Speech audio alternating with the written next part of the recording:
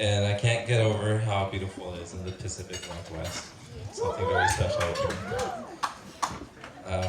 I'd like to thank all of you for making out here. I know there's a lot of long trips to come to Portland to celebrate these beautiful couple, especially after learning that you had to camp today.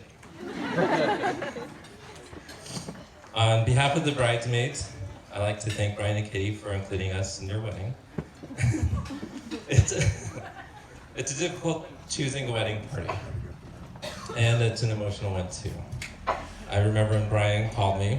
I was driving home from work one day, and in his awkward communication style that Brian has, he goes, "Kwan, are you coming to my wedding?" Long pause. I go, "Yeah." Another really long pause. He goes, "Can you be my best man?" Yes, for sure. Definitely will.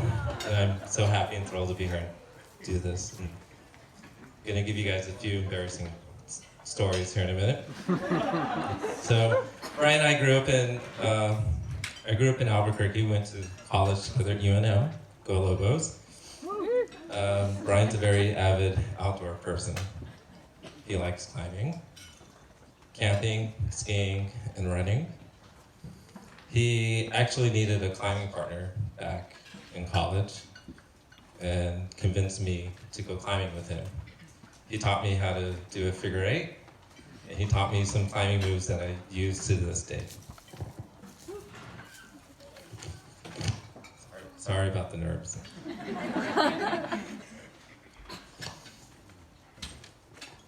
So I've known Brian about 16 to 17 years now, and in preparing for this speech, I wanted to share some memories that I have with him.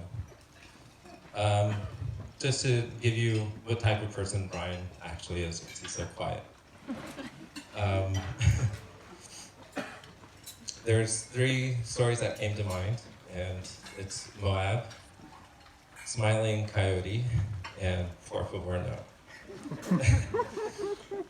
So, Moab is a climbing destination Brian and I had over a few summers. The rock is sandstone, and the climbing is really easy access. You just pull up, big cliff face, you can hop on, hop off. It's really lazy man's way of climbing, I would say. You don't have to hike in 20 miles to do it.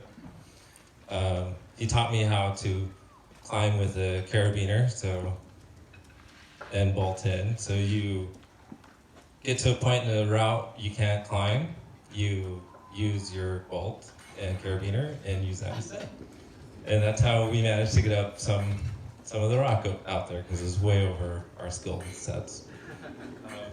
The next story I like to talk about is the Smiling Coyote. When Brian got into grad school at San Diego, he asked me and his friend Dan to drive him down, and I was happy to do it.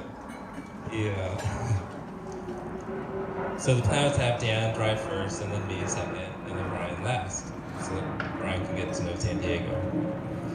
Dan decided that dip would be very helpful for him to do the trip, but within an hour into the trip, he pulls over. He's really sick, and he looks at us, and he's like, "I can't keep driving. I'm swallowing this whole dip, so Kwan, you're next." It was like an hour into the trip. I'm like, okay, fine, I start driving. It's midnight. I look over at Brian. I go, "Brian, look, there's a coyote. He's smiling at me." And it freaked Brian out. And then Brian took over driving the rest of the trip. He's a hard worker, dedicated to get the job done, regardless how it happens. The last story is one that a lot of us know. A bunch of us from UNM went to Juarez, got invited to go to New Mexico State, and the New Mexico State kids would go to Juarez, Mexico for drinking, because the drinking age was 18.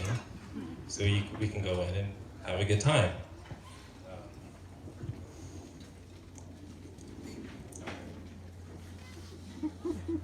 So most of the drinks out there were baby coronas, and all the other shenanigans that you can think of that happens outside the U.S. that teenagers can get themselves into. So the bars close, they kick everybody out. There's a mass hoarding of college students going across to get back into America, and it's slow, and people forget money to pay the toll, and I'm standing there, oh man, I really gotta go pee. Like, oh, Brian, we gotta go over here. I gotta go pee, man. Do you got my bag? He's like, yeah, I got it. So I'm standing there, doing my business, and I heard this siren.